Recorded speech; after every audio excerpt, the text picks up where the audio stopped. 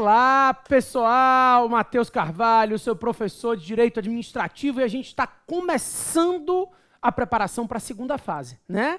Então, a gente já tem um vídeo explicativo aí na área do aluno, no qual eu digo a vocês os materiais que devem ser adquiridos para melhor acompanhar o curso e também para levar para a prova, né? Então, eu indico o Vadmecum Administrativo, da editora Gispodium. A gente tem um livro também voltado para a OAB, primeira e segunda fases, com teoria e prática. E ainda temos o caderno de treino, né, para treinamento, que é fundamental nessa jornada de preparação para a segunda fase, um bom treinamento da matéria. Pois é, ao longo dessas primeiras 11 aulas, a gente vai trabalhar direito material, a matéria. O direito administrativo em si é o que vai interessar para a gente. Ao longo de todos esses blocos que a gente for conversando aí, então a gente vai dividir as aulas em 4 blocos e eu pretendo trabalhar cada um dos conteúdos com profundidade necessária para a sua prova. O que acontece? Você, nesse momento, começa a pensar, olha, eu tenho o código na mão mesmo, né? Para que eu preciso conhecer esse conteúdo? Sem o conteúdo, sem o direito material, você não passa. As peças, as aulas de peças são muito mais simples e você vai ver que no primeiro momento você tem mais dificuldade, porque você nunca fez peça, mas na medida em que você pega o ritmo das peças, o difícil mesmo é saber a resposta de mérito, é o direito material, é entender qual é o argumento que o seu cliente tem. Então, para isso, a gente precisa primeiro esgotar essas matérias, né, esgotar esses temas todos. E eu quero começar conversando com vocês acerca dos princípios aplicáveis à administração. Tema muito cobrado nas provas da segunda fase, tá? Não se preocupem, porque depois dessas aulas de direito material, a gente vai ter uma aula para marcação do código. Então, tudo que a gente for conversar aqui, a gente vai depois marcar no código para você saber quais são os artigos onde estão os temas. Agora, se preocupe em aprender. Em entender a matéria, entender a lógica da matéria, é o que eu te peço por enquanto, tá? Então, para começar, o direito administrativo se baseia em 2 pilares. O primeiro pilar é o que diz supremacia do interesse público sobre o interesse privado. Esse é o primeiro pilar. Eu estou dizendo a vocês que sempre que houver necessidade, o Estado pode restringir direitos individuais para atender ao interesse público. O interesse público é supremo. E todas as vezes que houver conflito entre o interesse público e o interesse de particulares, esse interesse público deve prevalecer. A ideia é de supremacia mesmo. Sempre que houver necessidade, o Estado limita esses direitos individuais na busca do interesse público, né? O que é a desapropriação? Se não for a supremacia do interesse público tomando o bem de um particular. Atos com atributos, contratos com cláusulas exorbitantes, tudo isso decorre dessa supremacia. Mas não tem limite? Claro que tem. A supremacia estabelece todas as garantias, todas as prerrogativas dadas ao Estado. Mas essa supremacia tem um limite, que é a indisponibilidade do interesse público. Então, o interesse público é supremo, mas também o interesse público é indisponível. O administrador não pode abrir mão, não pode dispor do interesse público e, por isso, o direito administrativo cria também restrições ao Estado, limitações para evitar que o administrador abra mão do interesse público e corra atrás de interesses individuais. Então, essa indisponibilidade do interesse público estabelece as limitações postas ao Estado. O Estado possui prerrogativas para que ele consiga alcançar o interesse da coletividade, mas, ao mesmo tempo, o Estado se submete a limitações para evitar que ele abra mão do interesse público e corra atrás somente de interesses individuais. E o que a gente vai aprender ao longo de todas as aulas sobre o direito administrativo é isso aqui. O direito administrativo se baseia em todas as prerrogativas que o Estado goza versus as limitações às quais ele se submete. Isso é o que nós vamos chamar de regime jurídico administrativo. São as prerrogativas do Estado somadas às limitações postas ao Estado. Exemplo, vamos lá. Os contratos têm prerrogativas? Claro. Tem cláusulas exorbitantes, garantias, mas dependem de licitação. Tem que ter prazo determinado. Ou seja, ao mesmo tempo que ele possui prerrogativas, ele se submete a limitações. Os servidores também têm vantagens. Estabilidade, vantagem, mas dependem de concurso, não podem acumular cargo nem emprego, tem que respeitar o teto de remuneração. Enfim, a ideia é de que as prerrogativas do Estado se somam às limitações do Estado. E assim surge o que nós chamamos de regime jurídico administrativo. E aí, desses dois pilares decorrem todos os princípios que regem a matéria. Todos são princípios constitucionais. Alguns princípios constitucionais expressos, outros princípios constitucionais implícitos, mas todos eles princípios que decorrem da nossa Constituição Federal. Daí, para começar, o artigo 37, caput da Constituição, regulamenta que toda atuação administrativa deve respeitar legalidade, impessoalidade, moralidade, publicidade e eficiência. Então, LIMP, né? Legalidade, impessoalidade, moralidade, publicidade e eficiência são 5 princípios que norteiam toda a atuação administrativa. Para começar, vamos lá. Legalidade. Primeira coisa que eu te peço. Esqueça tudo de legalidade que você aprendeu até hoje. Por quê? Porque você aprendeu legalidade na sua vida, normalmente no direito constitucional, com base no artigo 5º. Né? Uma legalidade aplicável aos particulares e que diz que no Brasil ninguém é obrigado a fazer ou deixar de fazer nada, senão em virtude de lei.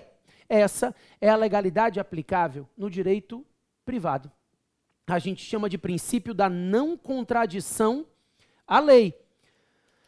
A ideia de não contradição à lei é bem simples. A gente tem o raciocínio de que, no direito privado, vigora a autonomia da vontade. E, por isso, o particular pode fazer tudo, desde que ele não contrarie o texto legal. Desde que esse particular não atue contra a lei, ele está livre para atuar. A gente aprende que tudo que não está juridicamente proibido presume-se permitido. Isso é não contradição à lei. O particular pode fazer tudo, desde que ele não contrarie o texto legal. No direito público, não. O 37 da Constituição Federal, caput do artigo 37, ao tratar do princípio da legalidade, está tratando de uma legalidade que a gente chama de princípio de subordinação à lei. Então, não é simplesmente não contradição à lei, mas sim a subordinação à lei. O administrador não pode atuar sempre que a lei não proíbe. O administrador público só atua quando a lei permite. Só existe atuação administrativa se houver permissivo legal. O raciocínio é subordinação à lei. Para que haja atuação administrativa, a lei tem que permitir essa atuação. Expressamente ou por meio de um critério interpretativo, porque a gente admite a discricionariedade, mas toda atuação administrativa decorre de lei. Tranquilo? Além da legalidade, impessoalidade. Impessoalidade significa não discriminação. Vou até mudar de cor aqui. Numa prova, a princípio, nós temos 2 enfoques acerca da impessoalidade. Esse é o enfoque tradicional, a impessoalidade como garantia de não discriminação. Ou seja, no momento que o administrador público atua, ele não enxerga a pessoa que vai ser atingida pelo ato. A não discriminação não é necessariamente discriminação para prejudicar.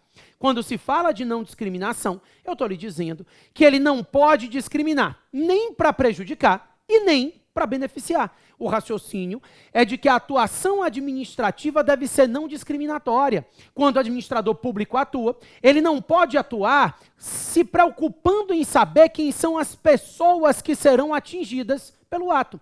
Seja para beneficiar, seja para prejudicar, não é relevante saber quem são as pessoas que serão atingidas pelo ato. Isso é não discriminação, né? Então, nomeie um servidor. Quem? Não sei. Primeiro colocado no concurso. Né? Então, contrate alguém. Quem é? Eu não sei. É o vencedor da licitação. Aplica uma multa àquele carro ali. É de quem? Não sei. É a placa número tal. Os critérios são objetivos. Então, todas as vezes que a questão falar, ou a peça falar, isso varia, né?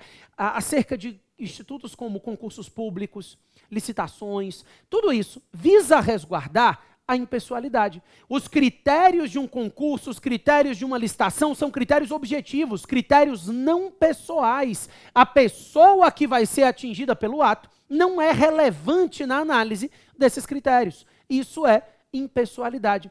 É impessoalidade como não discriminação. Então, não me interessa saber quem é a pessoa que vai ser atingida pelo ato. Independentemente de quem seja essa pessoa, a atuação administrativa deverá ser a mesma. Isso é impessoalidade na atuação pública, certo? Inclusive, esse enfoque da impessoalidade é o que faz nascer a súmula vinculante número 13. A súmula do nepotismo, ela se baseia na impessoalidade.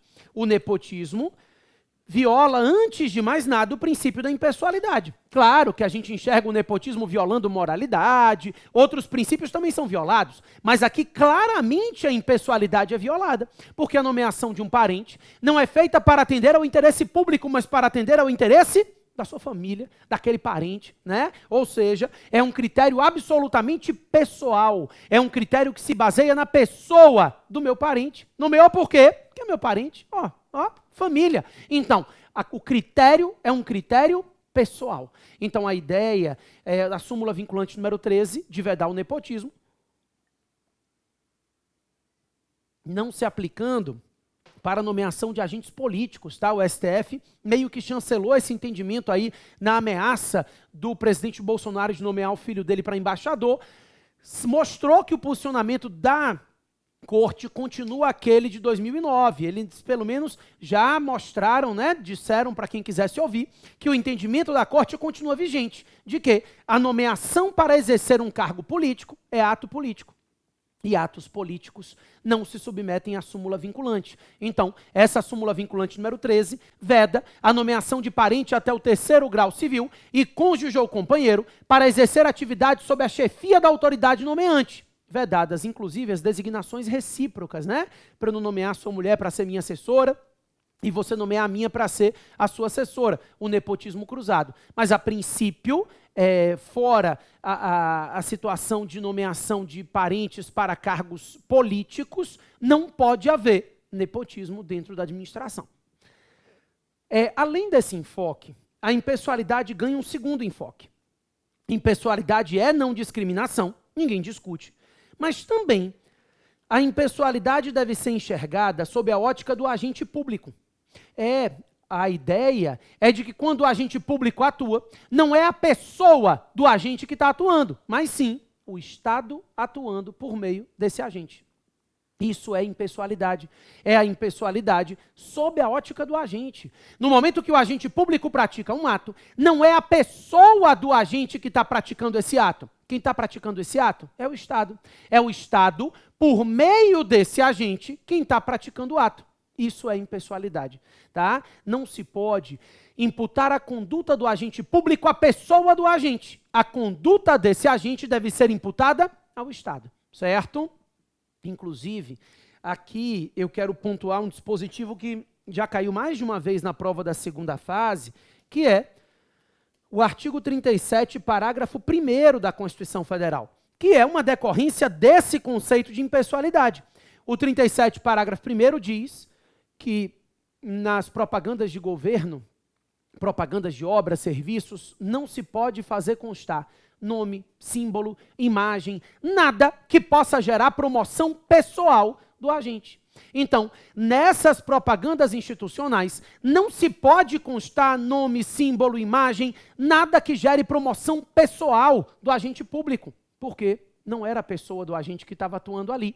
Quem estava atuando ali era o Estado por meio desse agente. Então, essa é uma atuação impessoal. Eu não posso imputar a uma pessoa aquela atuação, aquela conduta, tá? O raciocínio é de que não é a pessoa do agente que está atuando, é o Estado quem está atuando por meio desse agente. Além da legalidade, da impessoalidade, inclusive aqui também, depois quando a gente for falar de responsabilidade civil do Estado, o 37, parágrafo 6º, ao dizer que quando o dano é causado por um agente público, a vítima deve cobrar do Estado e não do agente, também estamos tratando de impessoalidade. Depois a gente fala disso com mais calma. Além da legalidade da impessoalidade, moralidade. Moralidade significa honestidade. Boa-fé de conduta, não corrupção. É o que a gente chama de moralidade jurídica, tá? A moralidade jurídica é a probidade, é a honestidade, a boa-fé de conduta, não corrupção. É a probidade no trato com a coisa pública, é tratar a coisa pública de forma honesta. É a boa-fé ao tratar a atividade pública. Isso é moralidade, honestidade, boa-fé de conduta, não corrupção no trato da coisa pública. É a moral jurídica. Não se confunde com a moral social. Então não é dizer, tem que ir de short curto para repartição. Não, eu estou falando aqui de moral jurídica, de probidade, não desvie verba, não se valha de tráfico de influências, né? Seja honesto ao tratar com a atividade pública. Além da legalidade, da impessoalidade e da moralidade, publicidade. Publicidade não é absoluta. Aliás, é importante que você entenda que os princípios em geral não são absolutos. Diferente das normas regras, as normas princípios têm um grau de abstração diferenciado. E por isso, sempre que houver conflito entre elas, né, entre os princípios, deverá haver uma ponderação de interesses. O raciocínio é de que esses princípios devem ser ponderados caso a caso. Um não é mais importante do que o outro, um não é mais relevante do que o outro. Sempre que houver conflito, haverá ponderação de interesses no que diz respeito a esses princípios, né? Então, aqui na publicidade, essa ponderação está em lei, inclusive. Nós temos a Lei de Acesso às Informações, que é a Lei 12.527, é uma lei que a gente vai grifar no código, vai deixar marcada. Tem os marcadores que eu indico para vocês, aqueles da marca fácil, e a gente vai usar marcadores nessa lei também, tá? Então, a princípio, eu quero lembrar vocês que é possível a prática de atos sigilosos pela administração, desde que o sigilo seja justificado por motivo de relevante interesse coletivo, para a garantia da segurança nacional e para a proteção da intimidade, honra e vida privada. Então, é possível se garantir o sigilo da atuação administrativa por motivo de relevante interesse coletivo, para a garantia da segurança nacional e para a proteção da intimidade, honra e vida privada. Depois a gente vai grifar os artigos da lei que falam das situações de sigilo, né? Mas, a princípio, já se entende que existem atos praticados pela administração que serão praticados de forma sigilosa. A publicidade é um princípio, mas ela não é absoluta. E publicidade é transparência. Então, ressalvadas as hipóteses legais, a atuação administrativa deve ser pública, deve ser transparente, deve ser conhecida de toda a sociedade, né? Toda a sociedade deve conhecer os atos praticados pela administração. Primeiro, a publicidade tem uma relevância muito grande no que diz respeito a viabilizar o controle social da atuação administrativa. Então, por meio da publicidade, é possível se controlar a atividade administrativa. Primeiro ponto é esse, a publicidade, ela viabiliza o controle da atividade pública. Claro, se a administração pública, ela atua de forma sigilosa, esse ato sigiloso nem é conhecido pela sociedade. E se ele não é conhecido pela sociedade, ele não tem como ser controlado por essa sociedade, né? Existem vários meios de controle, representações ao Ministério Público, ações populares, por isso, primeiro ponto importante é isso. A publicidade torna possível, torna viável esse controle social da atividade pública. Sem o conhecimento dos atos, os cidadãos não têm como efetivar esse controle. Por isso, a prática dos atos de forma pública e transparente torna possível o controle social dessa atividade. Mas também é importante que a gente enxergue que a publicidade hoje funciona como condição de eficácia dos atos administrativos que se dirigem aos cidadãos.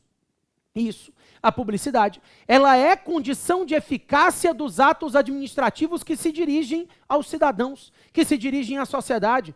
Eu vou explicar. Um prefeito edita uma norma e diz, nessa rua, ninguém estaciona. Esse ato do prefeito é perfeito e válido. No exercício do poder de polícia municipal, ele pode dizer que nessa rua ninguém estaciona, mas enquanto não vier uma plaquinha dizendo proibido estacionar, você vai continuar estacionando, porque o ato do prefeito, embora seja perfeito e válido, ele ainda não é eficaz, não está apto a produzir efeitos, porque a publicidade, nesse caso, vai ser condição de eficácia desse ato. Para que esse ato possa produzir efeitos regularmente, tem que haver a publicidade dele. Então, essa publicidade funciona como condição de eficácia dos atos administrativos que se dirigem aos cidadãos. Tá? É condição de eficácia, ou seja, evento futuro incerto, do qual o ato administrativo fica pendente. É uma condição suspensiva, enquanto esse ato não tiver a sua condição implementada, que é a publicidade, ele não está apto a produzir efeitos. Por fim, o princípio da eficiência. Por fim, claro, no caput do artigo 37, né? O último que está expresso no artigo 37 é a eficiência, que inclusive não é originário da Constituição. A eficiência foi inserido no artigo 37 pela emenda 19 de 98. A emenda 19 de 98 insere no texto constitucional esse princípio da eficiência, que hoje não é mais considerado um princípio fluido, né? No momento que ele foi inserido, parte da doutrina defendia que a eficiência era um princípio que não era auto-aplicável. Enquanto não viesse uma lei regulamentar, a eficiência seria um desabafo do Constituinte. Então, primeiro teria que haver uma lei que regulamentasse esse princípio da eficiência. Enquanto essa lei não existisse, a eficiência não teria como ser implementada no caso concreto, tá? Hoje o entendimento não é esse. Toda atuação administrativa deve se pautar na busca pela eficiência, que nada mais é do que a busca pela obtenção de resultados positivos. A eficiência, ela deve orientar toda a atuação dos agentes públicos e órgãos públicos. Eficiência é isso, é a busca pela obtenção de bons resultados. Então, quando um ato administrativo é praticado, o agente vai verificar, esse ato é lícito? É lícito, está em conformidade com a lei. E é eficiente? Esse ato vai conseguir alcançar bons resultados? Então, a eficiência se torna um critério relevante para a atuação administrativa e é concretizada na própria Constituição. Por exemplo, a mesma emenda 19, que inseriu o princípio da eficiência no caput do artigo 37, essa mesma emenda 19, chegou no artigo 41 e disse o seguinte: para o servidor público adquirir estabilidade, ele agora terá que ter 3 anos de exercício e mais a aprovação por uma avaliação especial de desempenho. E eu te pergunto, o que é avaliação especial de desempenho se não for uma avaliação de eficiência, né? A ideia é de que esse sujeito, para adquirir estabilidade, ele tem 2 requisitos hoje a serem cumpridos. O primeiro é o tempo de serviço. São 3 anos de efetivo exercício. O segundo critério é a eficiência, que vai ser apurada por meio de uma avaliação especial de desempenho, feita por uma comissão especialmente designada para esse fim. Então, a eficiência acaba sendo concretizada pela própria Constituição Federal, e acaba sendo uma exigência do Constituinte para a administração pública, uma exigência para com a administração pública, determinando que ela sempre busque obter bons resultados na sua atividade. Tá? Pessoal, além desses 5 princípios expressos, eu queria falar mais princípios expressos aqui. Agora, não mais no caput do artigo 37, mas o artigo 5º, inciso 55 da Constituição, traz 2 princípios que caem muito nas provas de segunda fase da OAB, que são os princípios do contraditório e da ampla defesa. Então, o artigo 5º 55 do texto constitucional regulamenta os princípios do contraditório e da ampla defesa.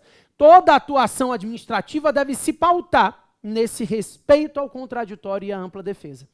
O conceito é fácil, né? Porque vocês aprendem em todas as matérias. Vocês sabem que significa dizer que o sujeito tem direito de saber o que acontece no processo. E ele também tem direito de se manifestar acerca desses acontecimentos. um princípio não vive sem o outro, né? Não adianta saber o que está acontecendo no processo se eu não puder me manifestar, e vice-versa. Então, contraditório e ampla defesa são princípios que norteiam a atuação administrativa. Ele deve saber o que está acontecendo no processo e ele deve poder se manifestar acerca desses acontecimentos que ele sabe, tá?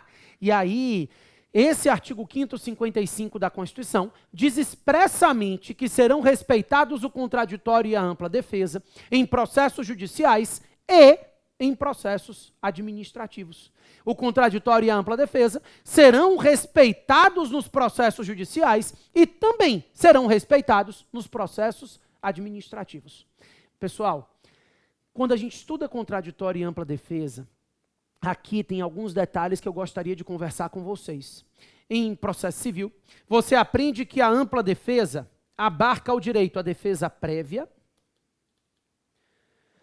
abarca o direito à defesa técnica, né, a defesa por advogado, e também o direito ao duplo grau de julgamento. Então, isso é a ampla defesa. No direito administrativo, as coisas são assim também. Primeiro, o direito à defesa prévia, né?